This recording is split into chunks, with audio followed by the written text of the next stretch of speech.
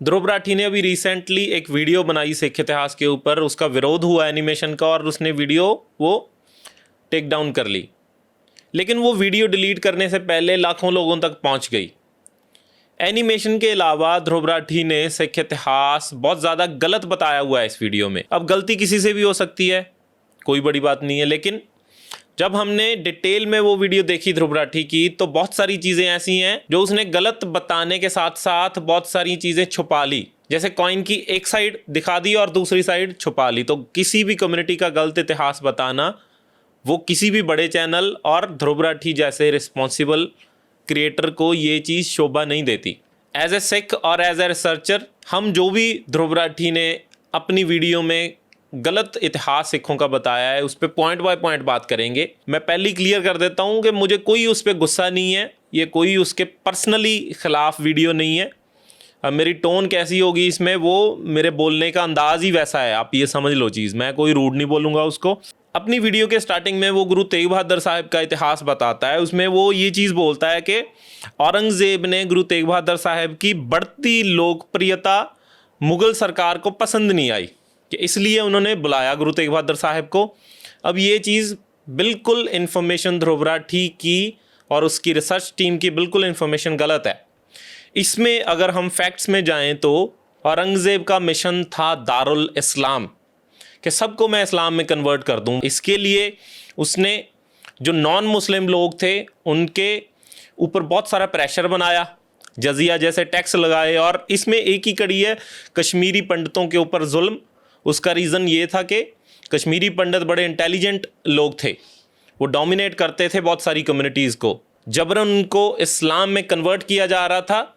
तो कश्मीर से फिर एक कृपा राम दत्त पंडित आते हैं 1675 में गुरु तेग बहादुर साहब जी के पास आनंदपुर नगर में, अपना पूरा वफद लेके आते हैं और अपनी कंडीशन बताते हैं कि ये हमारे सिचुएशन वहाँ चल रही है, अभी ऐसा जुल्म हो रहा है। तो वहाँ गुरु तेग बहादुर साहब जी ने एक ही बात बोली थी कि मेरा ये मैसेज औरंगजेब तक पहुँचा दो कि लाखों लोगों का खून बहाने से अच्छा है तुम सिर्फ गुरु तेग बहादुर साहब को इस्लाम में कन्वर्ट कर दो, हम सब इस्लाम में आ जाएंगे।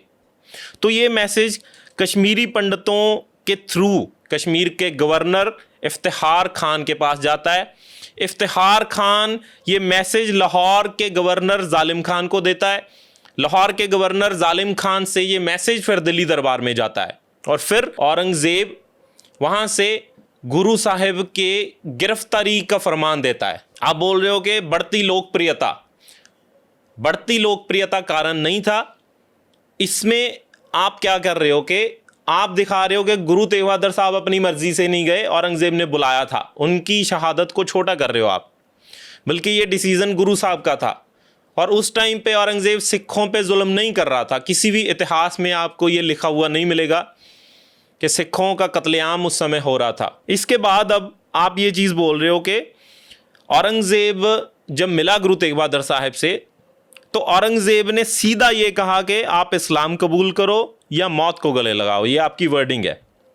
लेकिन इससे पहले अब एक चीज़ समझोगे, गुरु तेग बहादुर साहब का मैसेज था ये कि औरंगज़ेब को ये मैसेज दो कि लाखों लोगों पर जो तुम जुल्म कर रहे हो वो छोड़ दो, कि एक गुरु तेग बहादुर साहब का धर्म बदल के देख लो, वो लाखों अपना धर्म बदल लेंगे। ये तो उसके लिए एक ऑफ़र था औरंगज़ेब के लिए। वो सीधा क्यों गुरु तेग बहादुर साहब को शहीद करेगा? उसने डायलॉग किया गुरु तेग बहादुर साहब के साथ, उनको कन्विंस करने की कोशिश की, उनको प्लीज़ किया। वहाँ पे ये लिखा हुआ मिलता है हमें किताबों में। जब औरंगज़ेब डायलॉग कर रहा था इस्लाम में कन्वर्ट करने के लिए तो उसने एक सवाल पूछा, क्योंकि हिंदू भाई जनेऊ पहनते हैं, तो उसने पूछा कि आप तो जनेऊ पहनते भी नहीं हो, कि जनेऊ वालों की राखी आप क्यों कर रहे हो? तो इसका जवाब गुरु तेग बहादुर साहब ने ये दिया था कि चाहे मैं और हमारे सिख जनेऊ नहीं पहनते, लेकिन मैं किसी का जनेऊ उतरते हुए भी नहीं देख सकता। तो इस चीज़ से औरंगज़ेब क्लियर हो गया था कि ये ऐसे नहीं मानेंगे डायलॉग से। फिर उनके ऊपर जुल्म किया गया, उन्हें एक भूतिया हवेली में रखा गया, उनको डराया गया, एक ऐसे छोटे से पिंजरे में, लोहे का पिंजरा था, उसमें रखा गया जिसके चारों साइड लोहे की नेल्स थी बड़ी बड़ी, जिसमें ना गुरु साहब खड़े हो सकते थे, ना एक साइड ऐसे सपोर्ट ले सकते थे। उनका शरीर पूरा लहूलुहान हो गया। उनकी आंखों के सामने उनके सिखों को, भाई मतीदास, भाई सतीदास, भाई दयाला जी, उनको शहीद किया गया। भाई मतीदास जी को आरे से चीर दिया गया ताकि गुरु तेग बहादुर साहब डर के अपना धर्म बदल दें। भाई सतीदास जी को रुई में लपेट के उनको आग लगा दी गई। गुरु तेग बहादुर साहब के सामने वो जल के शहीद हो गए। भाई दयाला जी को उबलते हुए पानी में बिठा के शहीद किया गया। और ये सारा जुल्म जो गुरु तेग बहादुर साहब को शहीद करने से पहले उनके ऊपर किया गया, उनके सिखों के ऊपर किया गया जो उनके साथ थे वहाँ दिल्ली में, वो आपने बताया ही नहीं अपनी वीडियो में। शायद आपको ज़रूरी नहीं लगा, वो शहादतें आपको छोटी लगी। इसके बाद आप बोल रहे हो कि गुरु तेग बहादुर साहब अपने धर्म के लिए जान देना चुनते हैं, अपने धर्म के लिए, जिनको हिंद की चादर कहा है इतिहासकारों ने। उनकी शहादत को सिर्फ आप ये बोल रहे हो कि अपने धर्म के लिए वो शहीद हो गए। गुरु तेग बहादुर साहब जी की शहादत के बारे में पुराने इतिहासकार क्या लिखते हैं? गुलाम हुसैन खान 18वीं सदी के पर्शियन राइटर हैं, ये कोई सिख हिस्टोरियन नहीं है। ये क्या लिखते हैं? The Hindus being in despair approached Tegh Bahadur ji, a man of great piety and sanctity.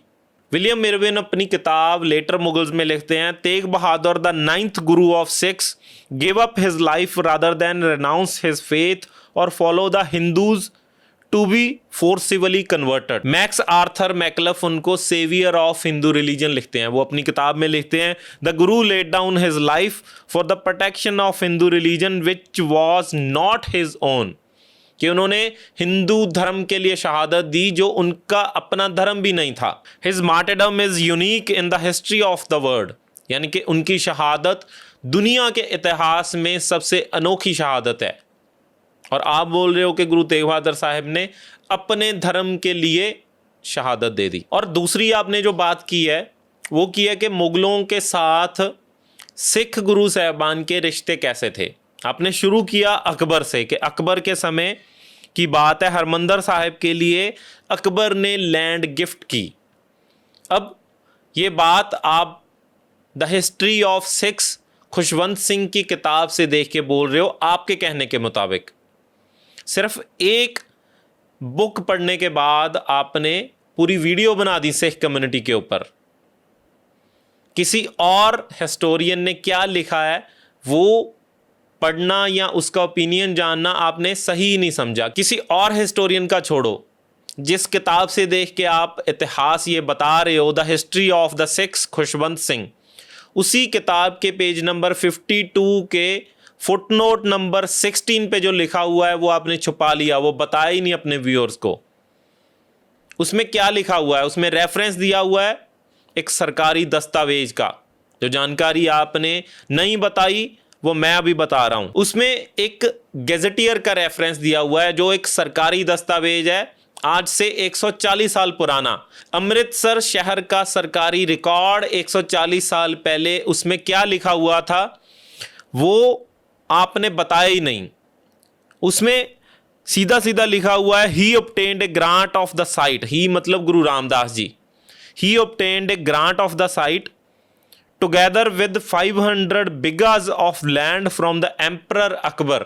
यानी कि गुरु रामदास जी ने एक मंजूरी ली अकबर से और वो 500 बिगा लैंड की, on payment of 700 Akbaris to the zamindars of Tung who owned the land. यानी कि गुरु रामदास जी ने तुंग गांव के जमींदारों को 700 अकबरी यानी कि उस समय की करेंसी दी।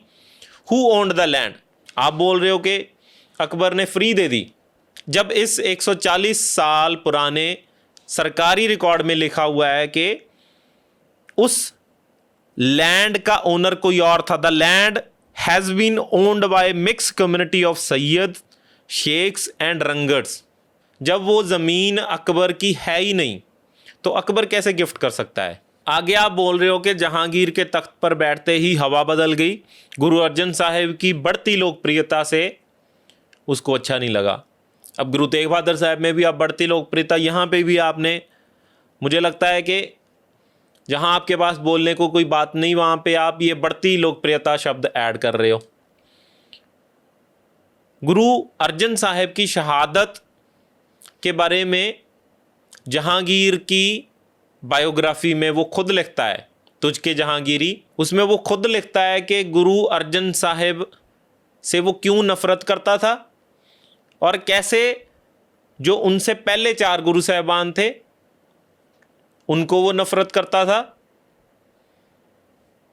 इसमें जो कारण है गुरु अर्जन साहब की शहादत का, मल्टीपल रीजंस थे, ये बढ़ती लोकप्रियता कारण नहीं था। सबसे बड़े कारणों में एक कारण था कि गुरु अर्जन साहब ने जो दरबार साहिब की उसारी करवाई, हरमंदिर साहिब, उसमें 4 दरवाजे रखे कि सब आ सकते हो यहाँ पे, किसी को भी कोई मनाही नहीं है, कोई गरीब, कोई अमीर, कोई शूद्र, कोई वैश्य, चाहे कोई राजा है चाहे कोई भिखारी है, सब आओ। इससे पहले ये नहीं था धार्मिक स्थानों में।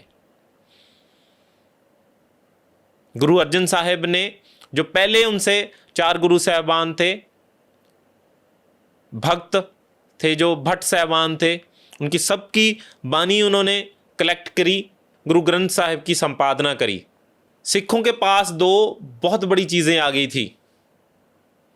एक धार्मिक ग्रंथ जो पूरी दुनिया को सांझी बालता का मैसेज देता था, और दूसरा एक वर्शिप के लिए एक सेंट्रल प्लेस आ गई थी। और ये नफरत करने वाले लोग इस चीज़ से डरते थे कि अब सिख स्टेबल हो जाएंगे। बहुत सारे लोग थे जिन्होंने जाके जहांगीर के कान भरे, उसमें से बहुत सारे नाम हमें मिलते हैं। शेख अहमद सरहंदी का नाम मिलता है, गुरु अर्जन साहब के ही भाई पृथ्वीचंद का नाम मिलता है, जहांगीर के दीवान चंदू का नाम मिलता है, और उन पोइट्स का नाम मिलता है जिनकी रचनाएं गुरु अर्जन साहब ने गुरु ग्रंथ साहब में ऐड नहीं करी।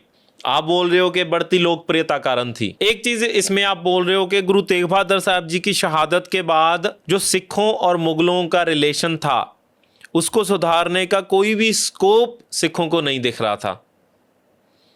सिख गुरु साहबानों को मुगलों से रिश्ते होने से या ना होने से कोई फर्क नहीं पड़ता था। वो मुगल बादशाह थे जो आके सिख गुरु साहबानों को अप्रोच करते थे। पहले गुरु नानक साहब को बाबर ने कैद करवाया था, और वही बाबर बाद में गुरु नानक साहब के पैरों में गिर गया था। उसके बाद गुरु अंगद साहब जो दूसरे गुरु हैं सिखों के, हुमायूं जो बाबर का बेटा था, वो आया था हेल्प के लिए। जब उसको टाइम नहीं मिला तो उसने तलवार निकाल ली थी गुरु अंगद साहब को। तो गुरु अंगद साहब ने बोला था कि तू जंग के मैदान में तो शेर शाह सूरी से हार के आया है, जहां ये तलवार निकालनी चाहिए थी वहां तेरे से निकली नहीं, कि अब एक संत के ऊपर तू तलवार निकाल रहा है। तो फिर हुमायूं भी पैरी पड़ गया था।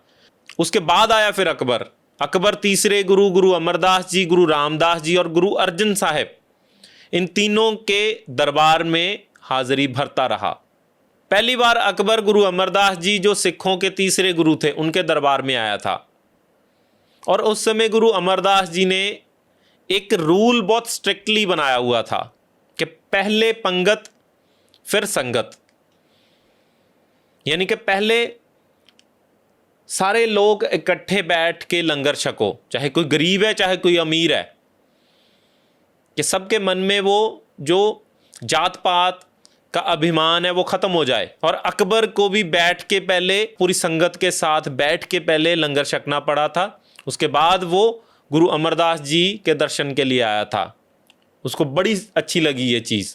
और जहांगीर ने गुरु अर्जन साहब को शहीद करवाया।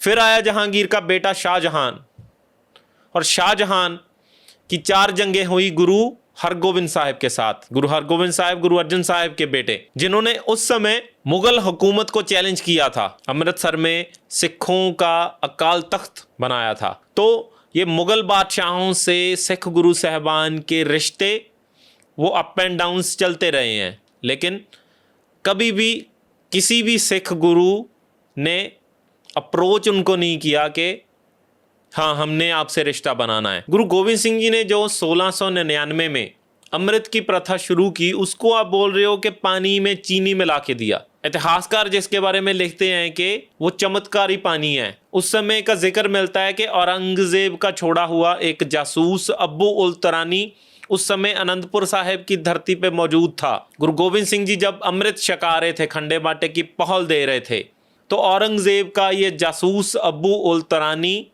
उस अमृत को, जिसको आप चीनी वाला पानी बता रहे हैं, उसको वो लिखता है आबे हयात। ये फारसी के शब्द हैं, यानी कि वाटर ऑफ मिरेकल। वो बोलता है कि वो चमत्कारी पानी था जिस अमृत ने इस मिट्टी को हजारों योद्धा दिए। एक सिख, एक खालसा गुरु गोविंद सिंह जी का 1.25 लाख से लड़ गया, अपनी जान की परवाह नहीं की। उस अमृत को जब आप बता रहे हो तो उसको चीनी वाला पानी आप बता रहे हो। इससे किसी कम्युनिटी के लीडर, किसी कम्युनिटी के गुरु के प्रति या उनके इतिहास के प्रति आपकी सिंसेरिटी का पता चल रहा है। आगे आप जब चमकौर साहिब की जंग का इतिहास बताते हो तो आप बोल रहे हो कि गुरु गोविंद सिंह जी के बड़े साहिबजादे सैकड़ों दुश्मनों से लड़ते हुए शहीद हो गए। आपने नहीं बताया कि सिख अंदर 40 थे और बाहर लाखों की फौज थी। गुरु गोविंद सिंह जी ने जो औरंगजेब को जफरनामा लिखा था, आपने वीडियो में भी उसका जिक्र किया है, उसमें क्या लिखा हुआ है? गुरसनय चकारे कुनत चहल नर के दैलक बरायत बरो बेखबर। अब इसमें लाखों की फौज थी, इसमें दिल्ली सूबे की फौज थी, इसमें लाहौर सूबे की फौज थी, इसमें मुल्तान की फौज थी, इसमें कश्मीर की फौज का जिक्र आता है, इसमें सरहंद की फौज का जिक्र आ रहा है, इसमें मलेरकोटला की फौज थी, इसमें जो बाई धार के राजे थे, पहाड़ी रियासतें, उनकी फौजों का जिक्र है। ये लाखों की गिनती थी, लेकिन आपने शायद वो लाखों को सैकड़े बना दिया। इसके बाद आप वो जफरनामे का जिक्र करते हो। जब गुरु गोविंद सिंह जी के 4 साहिबजादे शहीद हो गए, उसके बाद गुरु गोविंद सिंह जी ने एक फतेह का खत औरंगजेब को लिखा था, जफरनामा। उसमें आप बोल रहे हो कि जफरनामे के बाद गुरु गोविंद सिंह जी ने औरंगजेब से मिलने का फैसला किया।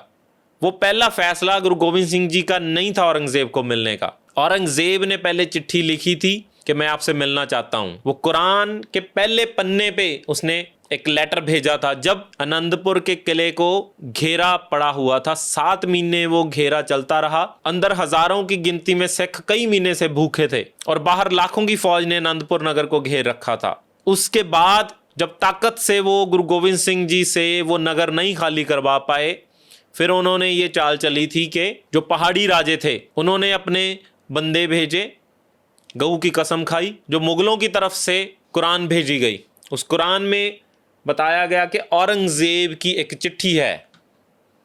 उस चिट्ठी का जिक्र गुरु गोविंद सिंह जी जफरनामे में करते हैं। जफरनामे में गुरु गोविंद सिंह जी लिखते हैं, कसम मुसहफ़े खुफिया गर इखरम न फौजे अजीजेर सुम अफगनम, कि अगर मैं कुरान की कसम के गुप्त फरेब में ना आता तो मैं अपनी प्यारी फौज और अपनी जगह को कभी ना छोड़ता। क्योंकि किसी इंसान के कहने पे या किसी इंसान पे भरोसा करके गुरु गोविंद सिंह जी ने वो आनंदपुर का किला खाली नहीं किया था। औरंगजेब ने कुरान की कसम खाई थी कि आप अपने सिखों के समेत आनंदपुर का किला और आनंदपुर नगर खाली कर जाओ, आपको ये फौज कुछ नहीं करेगी, आप पे हमला नहीं करेगी। जो इनिशिएट था वो औरंगजेब का था। गुरु गोविंद सिंह जी की कोई इच्छा नहीं थी औरंगजेब से मिलने की। वो खुद अपने आप में एक बादशाह थे। जफरनामे से पहले भी एक खत गुरु गोविंद सिंह जी ने औरंगजेब को भेजा था। इतिहासकार उसको जंगनामा और फतेहनामा लिखते हैं। उसमें गुरु गोविंद सिंह जी क्या लिखते हैं औरंगजेब को? गुरु गोविंद सिंह जी औरंगजेब को लिख रहे हैं, न जेबत तुरा नाम औरंगजेब के औरंगजेबा न्यायद फरेब, कि तुम्हें ये नाम औरंगजेब शोभा नहीं देता। औरंगजेब का मतलब होता है तख्त की शोभा बढ़ाने वाला, कि तुम फरेबी हो। ऐसी लैंग्वेज थी गुरु गोविंद सिंह जी की। और आप बोल रहे हो कि औरंगजेब को सीधा ही मिलने चले गए। उस खत में गुरु गोविंद सिंह जी ने और क्या लिखा औरंगजेब को? चुना आतिश जेरे नाइलत ने हम, कि पंजाब आबद न खुर्दम दे हम, कि तू पंजाब की धरती पे पैर रख के दिखा, तेरे पैरों तले मैं ऐसी आग जलाऊंगा कि तुझे पंजाब का पानी भी नसीब नहीं होगा। गुरु गोविंद सिंह जी का ये पहला खत जब औरंगजेब को मिला, उसके बाद इतिहासकार लिखते हैं कि औरंगजेब ने वहाँ से फिर फरमान जारी किया। ये मुग़लों के रिकॉर्ड में लिखा हुआ है, अहकाम आलमगीरी में ये डॉक्यूमेंटेड है कि 2 गुर्ज बरदार औरंगज़ेब ने वहाँ से भेजे कि गुरु गोबिंद सिंह जी को इज्जत से मेरे पास लेके आओ। जब गुरु गोबिंद सिंह जी ने बोला कि तेरे पैरों के तले मैं आग लगा दूंगा कि तुझे पंजाब का पानी भी नसीब नहीं होगा। इसके बाद फिर औरंगज़ेब ने बोला था कि गुरु गोबिंद सिंह जी को 2 गुर्ज बरदार 2 मुग़ल ऑफिशियल्स की ड्यूटी लगाई कि इज्जत से मेरे पास लेके आओ। वो मुग़ल ऑफिशियल्स के साथ गुरु गोबिंद सिंह जी नहीं गए थे औरंगज़ेब के पास। तो आप सीधा ज़फ़रनामे के बाद बोल रहे हो कि गुरु गोबिंद सिंह जी मिलने चले गए। तो आपको ये भी रिसर्च करनी चाहिए कि इन बिटवीन क्या हुआ। इसके बाद आप इतिहास बता रहे हो बहादुर शाह का, जो बेटा था औरंगज़ेब का, औरंगज़ेब की मौत के बाद जो बादशाह बना मुग़ल बादशाह, उससे गुरु गोबिंद सिंह जी एक बार मिले थे आगरा में। तो आप उसमें क्या बोल रहे हो कि गुरु गोबिंद सिंह जी बहादुर शाह से मुलाकात करते हैं शायद वज़ीर खान को सज़ा दिलाने के लिए। यहाँ पे भी आप बिल्कुल डिस्टॉर्ट कर रहे हो सिख हिस्ट्री को। आप बोल रहे हो कि मुलाकात करते हैं। जो सुनने वाले व्यूअर्स हैं आपके, लाखों करोड़ों लोग आपको सुनते हैं, वो क्या समझेंगे आपके शब्दों से कि गुरु गोबिंद सिंह जी उतावले थे, उनको कोई ज़रूरत थी, वो मिलने गए बहादुर शाह से। लेकिन सच्चाई कुछ और है। औरंगज़ेब के मरने के बाद उसके बेटों में जंग हुई बादशाह बनने के लिए। बहादुर शाह, जिसका पहला नाम शाह मुअज़्ज़म था, वो आगरा के लिए निकला और आगरा के पास औरंगज़ेब के 2 बेटों में जंग हुई। बहादुर शाह और आज़म शाह के बीच वहाँ जंग हुई जजाओ में। और ऐतिहासिक दस्तावेज़ों में लिखा हुआ मिलता है कि बहादुर शाह ने उस जंग से पहले गुरु गोबिंद सिंह जी को एक मैसेज भेजा था कि मेरी हेल्प करो। वो आप मिस ही कर गए, वो आपने बताया ही नहीं कि उस जंग में गुरु गोबिंद सिंह जी ने अपने सिखों को भेजा था, क्योंकि गुरु गोबिंद सिंह जी उस समय पंजाब में नहीं थे। गुरु गोबिंद सिंह जी दमदमा साहिब से दक्खन की तरफ जा रहे थे। गुरु गोबिंद सिंह जी ने वहाँ से अपने सिखों को भेजा, बहादुर शाह की मदद की और बहादुर शाह बादशाह बना गुरु गोबिंद सिंह जी की मदद से। और इसीलिए रिगार्ड करने के लिए बहादुर शाह ने गुरु गोबिंद सिंह जी को अपने दरबार में इनवाइट किया था। फिर वो आगरा गए थे बहादुर शाह के दरबार में। उसका जिक्र मुग़ल रिकॉर्ड्स में, अखबाराते दरबार मौला में भी मिल जाता है। और उस मीटिंग का जिक्र गुरु गोबिंद सिंह जी के लिखे हुए एक हुक्मनामे में भी मिल जाता है। और बहादुर शाह ने गुरु गोबिंद सिंह जी के आगे झुक के नमन किया था और गुरु गोबिंद सिंह जी को बहुत सारे कीमती तोहफे दिए थे धन्यवाद करने के लिए। बहादुर शाह ने एक स्वॉर्ड, एक तलवार गुरु गोबिंद सिंह जी को गिफ्ट करी थी। और वो तलवार कोई आम तलवार नहीं, इस्लाम धर्म में उसकी बहुत मान्यता थी। औरंगज़ेब के तोशे खाने में रखी होती थी वो तलवार।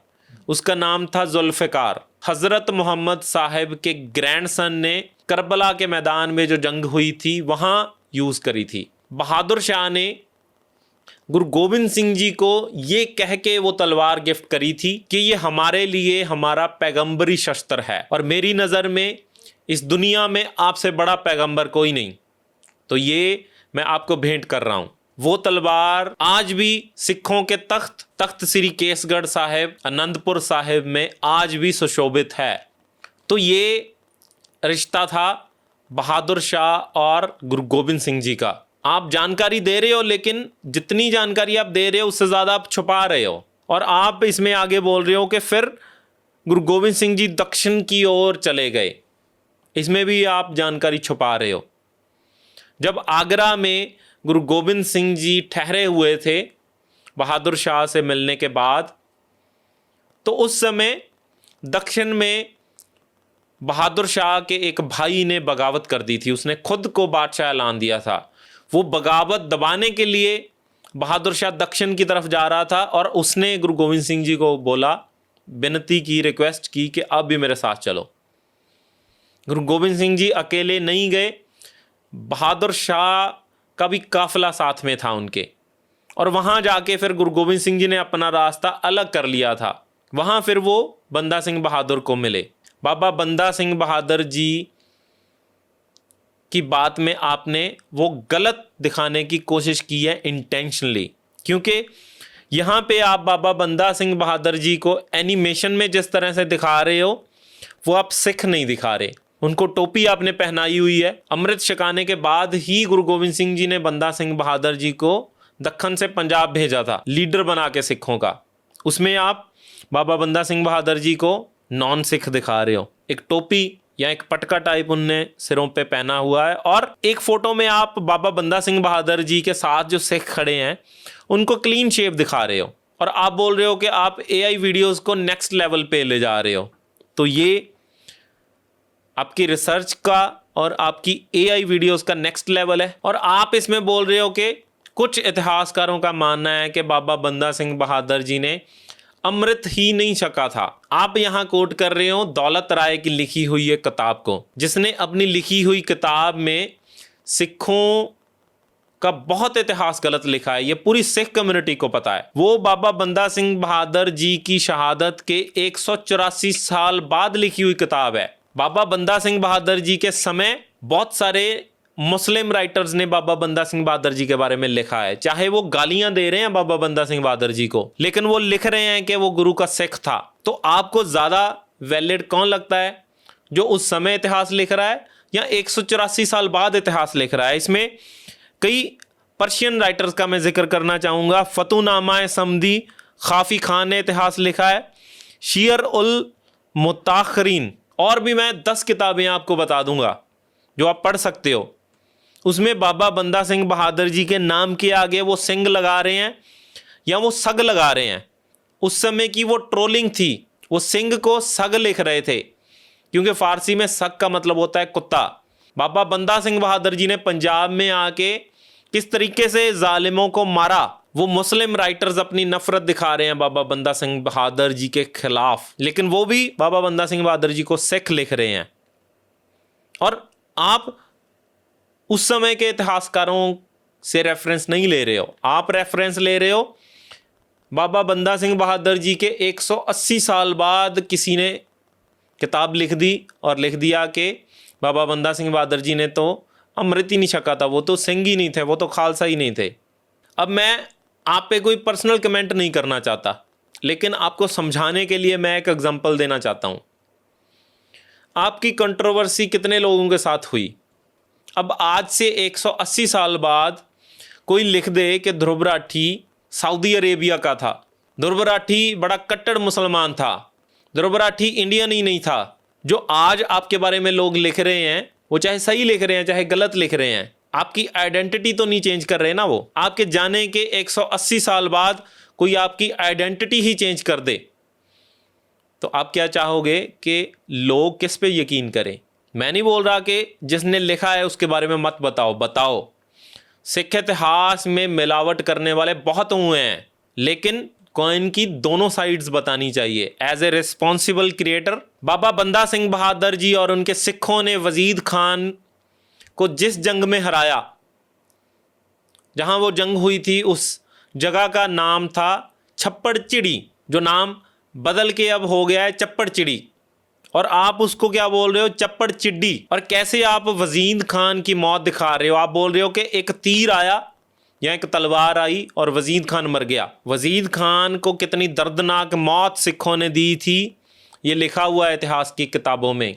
आप क्यों छुपा रहे हो? भाई फतेह सिंह जी ने जंग के मैदान में वजीद खान पे एक वार किया था जिससे वो अधमरा हो गया था और ज़मीन पे गिर गया था और कि सारी फौज उसकी मैदान छोड़ के भाग गई थी।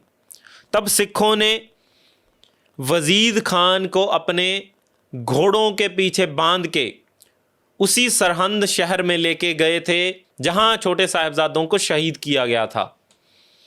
वहां अधमरे वजीद खान को बाबा बंदा सिंह बहादुर जी ने एक दरख्त पे उल्टा लटकाया था। अपनी मौत की भीख वो मांग रहा था। ये आप क्यों नहीं बता रहे इतिहास? हवा में उड़ रहे गिद्धों ने नोच नोच के वजीद खान का शरीर, वजीद खान का मांस खाया था। इस तरीके से वजीद खान की मौत हुई थी।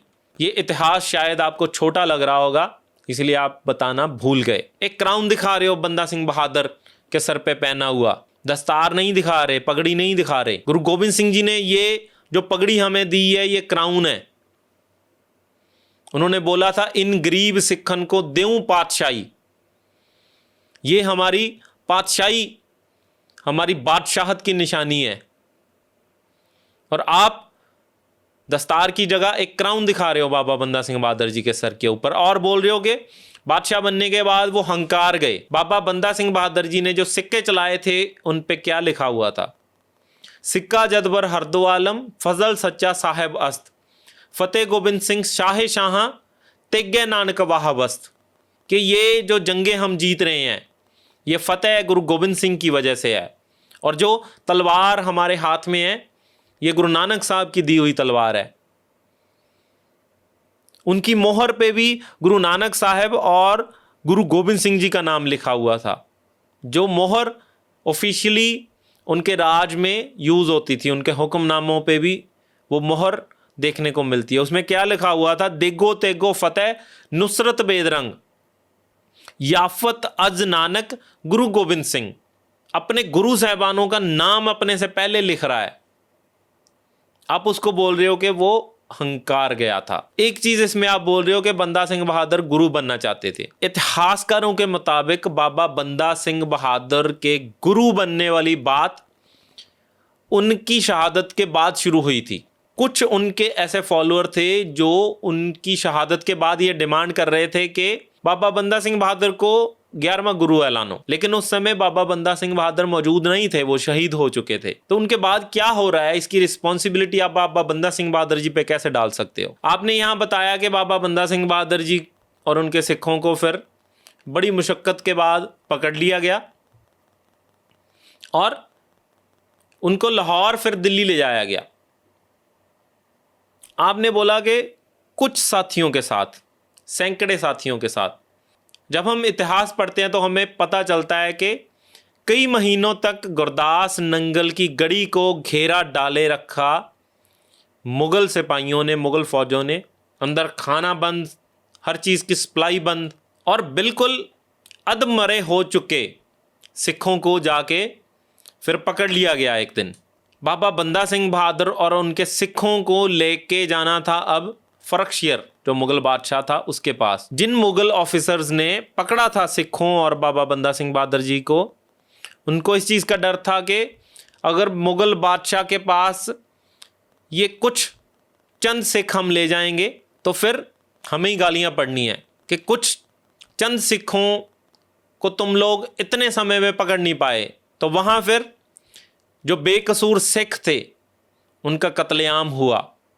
700 गड्ढे सिखों के सर भर के बाबा बंदा सिंह बहादुर और उनके सिखों को कैद करके ले जाए गए थे दिल्ली मुग़ल बादशाह को दिखाने के लिए।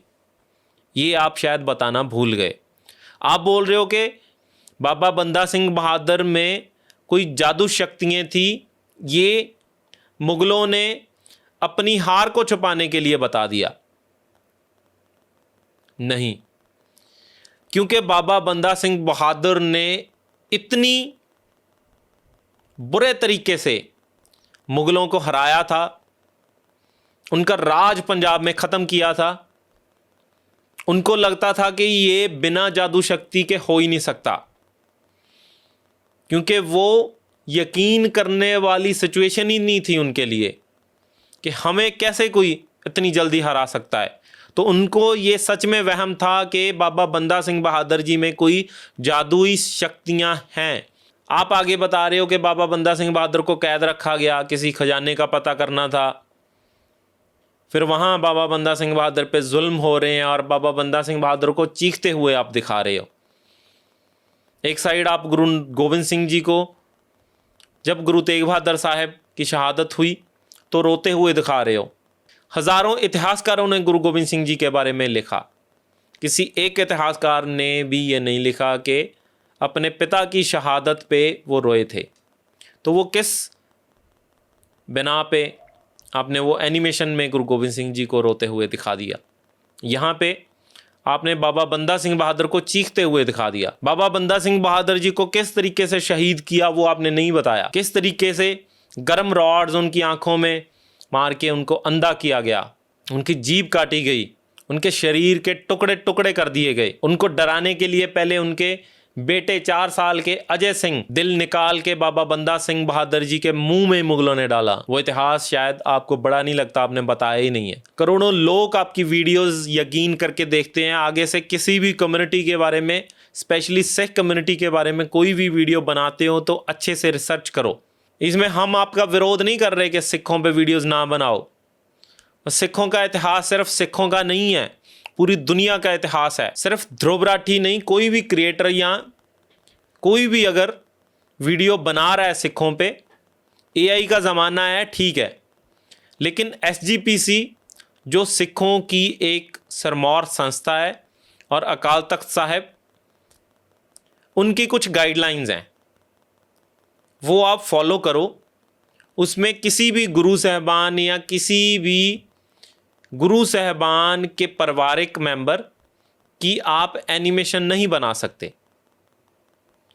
आप फोटोज़ के थ्रू दिखा सकते हो इतिहास, फोटोज़ यूज़ कर सकते हो, आप एनिमेशन उनको बोलते हुए नहीं दिखा सकते, उनको कोई एक्शन करते हुए नहीं दिखा सकते।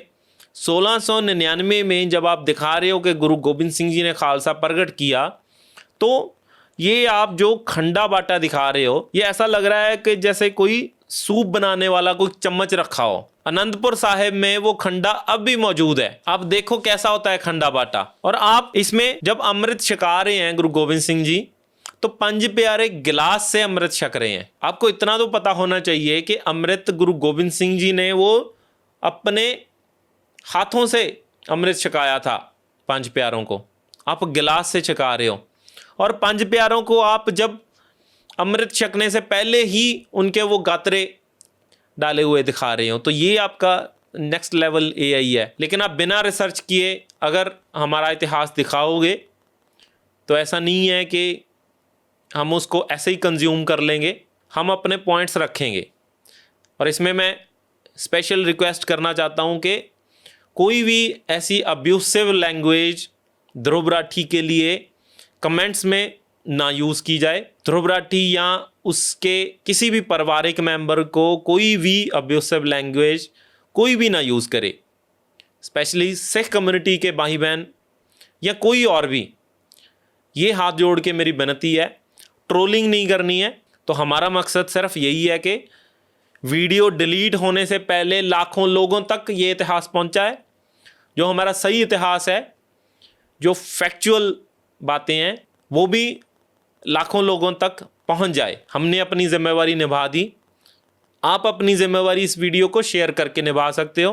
अगर आपको ये बातें सही लगी, अगर नहीं सही लगी तो हमें कमेंट करके ज़रूर बताओ। सिख इतिहास से जुड़ी हुई और जानकारी के लिए और रिसर्च बेस्ड इंफॉर्मेशन के लिए आप हमारा पेज पंजाब से या फेसबुक पे भी फॉलो कर सकते हो। यूट्यूब पे भी हमें पंजाब से या चैनल को सब्सक्राइब कर सकते हो। और शॉर्ट वीडियोस के लिए इंस्टाग्राम अकाउंट पंजाब से के नाम से है, उसको आप फॉलो कर सकते हो। इतिहास बताते हुए अगर कोई भी हमसे गलती हो गई हो तो उसके लिए अकाल पुरख परमपिता परमात्मा 10 गुरु साहबान और खालसा पंथ से हम क्षमा के जाचक हैं। हमारा मकसद किसी के ख़िलाफ़ बोलना नहीं था और ना ही कभी रहेगा। सबकी खैर मांगते हुए वाहिगुरु जी का खालसा, वाहिगुरु जी की फतेह।